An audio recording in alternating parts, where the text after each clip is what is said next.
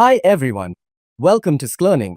Let's quickly understand the difference between Lakehouse, Warehouse, and Eventhouse in Microsoft Fabric. First, Lakehouse. Lakehouse supports both structured and semi-structured data, uses Delta Lake, and can be queried using SQL and Apache Spark. It's best for data engineering and advanced analytics. The scenario says. Next, Warehouse. Warehouse works only with structured data, uses T-SQL, and is mainly used for reporting and Power BI dashboards.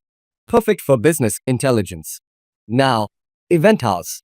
Eventhouse is designed for real-time streaming data, uses KQL, also known as Custom Query Language, and is best for logs, telemetry, and IoT data.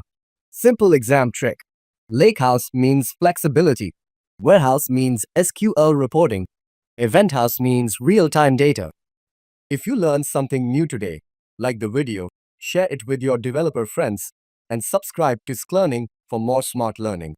Happy coding!